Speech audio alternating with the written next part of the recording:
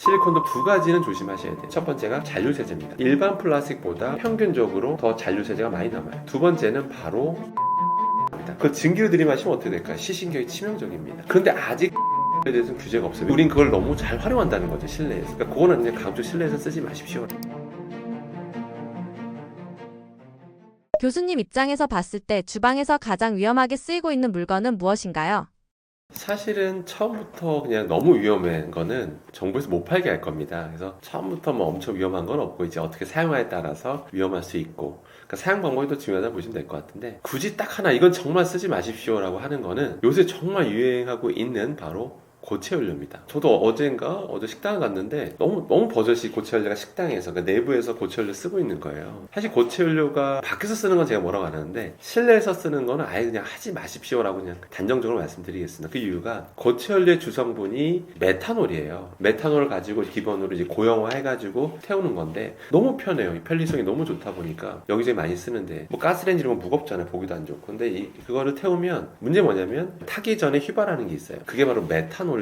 메탄올 증기 들이마시게 되는 건데, 메탄올 얼마나 위험하냐면 소주잔에 한 5분의 1만 따라놓고 제가 원샷 하잖아요. 그럼 저는 어떻게 될까요? 저는 실명합니다. 영구 실명합니다. 그렇게 독성이 심해요. 그 증기를 들이마시면 어떻게 될까요? 시신경이 치명적입니다. 이게 농담이 아니라 제가 절대 오버하는 게 아니고요. 얼마나 심각하길래 유럽에서는 이미 자동차 워셔기조차 못 쓰게 한 게 바로 메탄올입니다. 대한민국은 늦게 2018년 이후에야 비로소 자동차 워셔액에 메탄올 못 쓰겠어요. 그 정도로 위험한 걸 인지하고 있다는 얘기예요, 정부도. 그런데 아직 고체 연료에 대해서는 규제가 없어요. 왜냐면 이건 기본적으로 밖에 쓰는 거니까 괜찮겠지, 약간 이게 있어요. 근데 우린 그걸 너무 잘 활용한다는 거죠, 실내에서. 그러니까 그거는 그냥 강조 실내에서 쓰지 마십시오라고 좀 당부드리고 싶고, 써야 된다면 메탄올이 아니라 에탄올이라고 적혀 있는 거, 성분표를 항상 보세요. 에탄올로 적혀 있는 걸 가급적 구매하셔라. 이것만 꼭 기억하시면 되겠습니다. 지퍼백이나 플라스틱 용기를 냉동했다가 바로 뜯으면 왜 문제가 되나요? 일단 기본적으로 요새 가정용 지퍼백이나 플라스틱 용기는 한번 소재를 한번 명을 딱 보시면 대부분 PP 또는 PE라고 보통 많이 적혀 있습니다. 이것 자체는 뭐 위험한 건 아니에요. 뭐 정부에서도 심지어 전자레인지 돌려도 된다라고 말을 할 정도로 그 자체는 괜찮은데, 문제가 있습니다. 이게 만약에 냉동 보관하게 되면 뭐냐면, 특히 수분이 많은 음식이 직접 그 지퍼백에 닿은 채로 얼려버리면, 딱 이게 사실은 이 얼려진 상태에서 만약에 그냥 갑자기 개봉해버리면 미세 플라스틱 조각들이 엄청나게 뿜어져 나옵니다. 실제 미세 플라스틱이 엄청나게 떨어져 나와서 불필요한 PP나 PE 플라스틱을 먹게 되는 거예요. 지금 미세 플라스틱의 독성 연구는 지금 굉장히 활발하게 이루어져 있습니다. 저 나름 독성 전문가로서 논문을 많이 보는 사람이지만 저도 다 못 쫓아갈 정도로 논문이 쏟아지고 있습니다. 그렇기 때문에 미세 플라스틱은 갑자기 안 먹는 게 좋고요. 미세 플라스틱 많이 먹었을 때 뭐 암과 관련이 있다, 고혈압과 관련이 있다, 심혈관 질환과 관련이 있다, 이런 연구들이 계속 나오고 있어요. 그래서 먹으라고 만든 거 아니면 안 먹는 게 가장 중요하다, 이렇게 안 먹어야 된다 라고만 기억하시면 되겠습니다. 그래서 반드시 저런 냉동했던 거는 한번 해동을 하셔야 돼요. 그러니까 찬물에 그냥 한번 잠깐 담가 놓는 거예요. 어느 정도 해동이 되겠죠? 그 상태에서 개봉하면 미세 플라스틱 걱정 안 하셔도 되겠습니다. 배달 음식이나 고기 포장에 쓰이는 랩은 왜 받자마자 제거하는 게 좋나요? 사실은 여러분들 그 랩은 다 아마 집에 갖고 계실 텐데요. 집에 가정용 랩을 한번 보십시오. 여기 겉에 보시면 소재명에 보통 P2라고 적혀 있어요. LLDP. 아무튼 끝에 P2라고 적혀 있습니다. 근데 희한하게 업소용 랩은 아닙니다. 업소용 랩은 PE를 안 써요. 뭘 쓰냐면 가장 많이 쓰는 게 여전히 PVC 랩을 많이 씁니다. PVC 랩 쓰는 게 불법도 아니고요. PVC 랩을 왜 선호하냐면 이게 방담성이라고 해서 습기가 잘 안 차요. 고기 같은 거 포장해 놓으면 굉장히 신선해 보여요. 우리가 PD님 고기 사려고 하는데 막 습기 차 있으면 선명해 보이지 않겠죠? 그럼 사람들이 구매를 안 합니다. 선명해 보이게 하기 위해서 PVC 쓰는 거고, 또 이게 점착력이 너무 좋아요. 그래서 우리가 짬뽕 같은 거 포장할 때도 그렇고 고기 포장할 때도 쫙쫙 늘어나고 쫙쫙 달라붙으니까 포기할 수가 없는 겁니다. 그래서 정부에서도 뭐 불법이라고 규정해 놓은 것도 아니고요. 문제는 뭐냐면 PVC 소재는 기본적으로 가소제라는 걸 씁니다. 가소제 중에서 위험한 게 프탈레이트 가소제라는 게 있는데, 물론 국내 업체들, 국내 생산 업체에서는 얘기를 해요. 뭐라고 얘기하냐면 우리는 프탈레이트 가소제 쓰지 않습니다 라고 말을 해요. 근데 문제는 뭐냐면 우리 눈으로 알 수가 없어요. 이게 국내산 PVC 랩인지 수입산 PVC 랩인지 눈으로 알 수 있는 게 아니거든요. 게다가 프탈레이트를 쓴 것도 불법도 아니지만 미량이나마, 그 다음에 친환경 가소제라고 불리는 것들이 있어요. 그러니까 PVC를 부드럽게 하기 위해서 좀 친환경 가소제라고 막 이것저것 대체들도 많이 쓰이는데, 그렇게 안전하다고 믿었던 가소제조차도 ATBC라고 또 유명한 게 있거든요. 그 가소제조차도 최근에 독성 결과가 나온 바가 있습니다. 그렇기 때문에 저는 드리고 싶은 팁을 알려드리면, 이게 어떤 뜨거운 거나 어떤 기름진 거 딱 닿자마자 막 가소제가 뿜어져 나오고 그런 건 아닙니다. 그런 건 절대 아니고요. 과학적으로 설명드리면 딱 닿았을 때 오랜 시간 그런 기름진 거라든지 뜨거운 거에 오랜 시간 접촉하게 되면 서서히 빠져나올 수가 있게 돼요. 그래서 제가 항상 그런 거 밖에서 어떤 뭐 고기 포장되어 있는 거 사고 오시면 그냥 바로 벗기시라고, 바로 벗기셔서 가정용 랩으로 교체하라고 말씀드립니다. 그다음 두 번째는 그냥 드실 만큼만 사가지고 오시는 거예요. 그 마트 가서 또는 온라인으로 주문하실 때 드실 만큼만 갖고 오셔서 그냥 그날 딱 구워 드시고 끝내는 거죠. 굳이 뭐 보관까지 생각하지 마시고. 그것도 하나의 팁이라는 거 기억하시기 바라겠습니다. 실리콘 주걱이나 실리콘 용기는 정말 안전하다고 봐도 되나요? 일단 기본적으로 실리콘 자체는 안전합니다. 실리콘도 플라스틱이니까 아유 뭐 뜨거운 거 닿으면 환경호르몬 나오겠지, 유해 화학 물질 나오겠지 이렇게 말씀하시는 분도 계신데 사실이 아닙니다. 일반적인 사용 조건에서는 유해 물질에 대해서는 걱정하실 필요가 없습니다. 다만 두 가지는 조심하셔야 돼요. 사용하다 보면 두 가지 뭐냐면 첫 번째가 잔류세제입니다. 잔류세제가 뭐냐면 저희가 실험 직접 해보면 일반 플라스틱보다 평균적으로 더 잔류세제가 많이 남아요. 그렇기 때문에 실제 더 그 세제 안에 있는 계면활성들이 더 달라붙는 힘이 더 셉니다. 실리콘 소재. 그렇기 때문에 저희가 실험해보면 꽤 많은 잔류세제가 남아있다는 걸 확인했고요. 그래서 결론은 이런 것들은 헹구실 때는 더 뽀드득한 느낌이 날 때까지 충분히 헹궈주시는 거. 그게 첫 번째고요. 두 번째는 바로 미세 플라스틱입니다. 제품 초기 때는 걱정하실 필요가 없어요. 미세 플라스틱 뭐 막 엄청나게 뿜어져 나오는 거 걱정하실 필요가 없는데 이게 오랜 시간 쓰다 보면 이게 오랜 시간 쓴다는 건 뭐 예를 들어서 뜨거운 거에 닿기도 하고 여러 음식도 닿고 막 이러다 보면 서서히 노후화 현상이 일어나면서 분해 현상을 피할 수가 없어요. 조금씩 조직이 끊어지게 됩니다. 그런 상태에서 이렇게 뭘 푸거나 열이 닿거나 뭐 이런 일이 벌어지면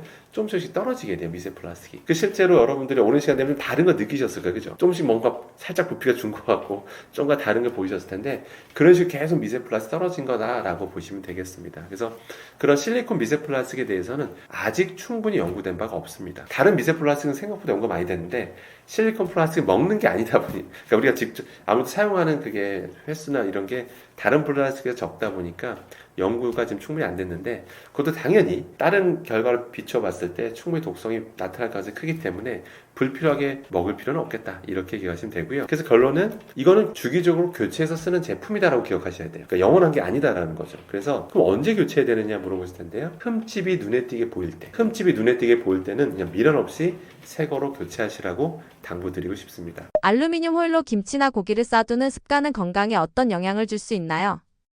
한번 오늘 혹시 재밌는 실험을 집에서 한번 해보셔도 될 것 같은데요. 알루미늄 호일에다 김치를 한번 이렇게 딱 담아보세요. 여기 알루미늄 호일에. 그리고 한번 그냥 밤새 그렇게 주무세요.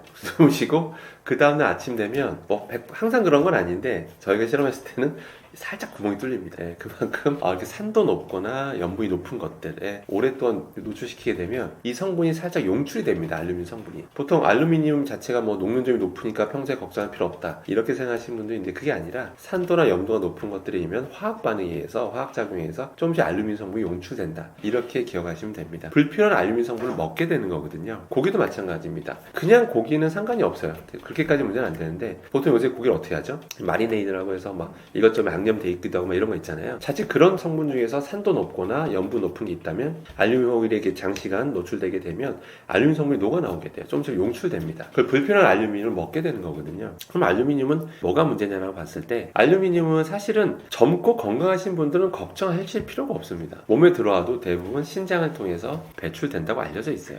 그러니까 걱정하실 필요가 없는 거죠. 근데 문제는 시간이 지나면 신장 기능이 떨어지잖아요. 당연히 나이 드신 분들도 당연히 신장 기능이 떨어진 분도 계실 텐데요. 그러면 충분히 배설되지 않고 체내에 조금씩 축적될 수 있다라고 알려져 있고 여러 연구 결과에서 그렇게 축적된 알루미늄이 실제 뇌에 쌓였을 경우에는 어떤 인지 기능 저하와 관련이 있다라는 연구 결과도 굉장히 많습니다. 그렇기 때문에 정부에서조차도 시약처에서조차도 이런 알루미늄 식기류, 알루미늄 호일 외에도 알루미늄 냄비 있잖아요. 알루미늄 냄비, 특히 양은 냄비가 대표적인 알루미늄 냄비인데 알루미늄 냄비 같은 거에 산도 높은 거, 염도 높은 거 너무 많이 오랫동안 보관하지 말라고 당부하고 있는 이유이기도 합니다. 그래서 여러분들도 알루미늄 호일을 그냥 감싼 용도로 쓰시는 건 당연히 좋은데 문제는 산도 높거나 염분이 높은 것들은 좀 조심하자 이렇게 기억하시면 되겠습니다. 통조림 캔 속 국물까지 먹는 것이 건강에 괜찮은지 궁금해하는 분들이 많은데 어떻게 보시나요? 저는 개인적으로 추천하고 싶지 않습니다. 저는 그냥 건더기만 드시라고 말씀드리는 편입니다. 아니면 이걸 뭐 예를 들어서 통조림 캔을 어디다 뭐 찌개에 넣기도 하잖아요. 찌개 넣고 끓이기도 할 텐데 그러면 역시 건더기 위주로만 드시라고 합니다. 그 이유가 여러 가지가 있는데요. 뭐 첫 번째는 뭐냐면 그 캔 내부 코팅제 있잖아요. 당연히 금속이 부식되지 말라고 코팅을 해놓습니다. 부식되면 뭐가 떨어져 나오잖아요. 그러니까 코팅을 해놓는데 에폭시 수지라는 소재로 제일 많이 코팅을 합니다. 그럼 에폭시 수지 만들 때 제일 많이 썼던 게 뭐냐면 바로 페놀 A, BPA라고 합니다. 이게 바로 환경 호르몬이에요. 우리 몸에 들어갔을 때 배출이 잘 안 되고 호르몬처럼 작동하면서 내분비계 교란을 일으킨다고 알려져 있죠. 하도 이 BPA 논란이 있다 보니까 왜냐면 실제 그 기름진 게 오래 닿으면 반응하고 있지 않던 미반응 BPA가 좀 있어 용출이 돼요. 실제 용출돼서 실제 실험 결과도 있습니다. 어떤 연구진이 그 마트에서 파는 통조림 캔 수거해가지고 직접 분석해 본 거예요. BPA가 얼마나 나오나 했더니 수거했던 거에 거의 80% 이상에서 BPA가 다 검출됐던 일이 있었습니다. 그만큼 BPA가 이제 용출되고 우리가 먹게 되니까 문제가 심각해지잖아요. 그래서 당이 업계에서 나름 이제 발빠르게 대처했던 게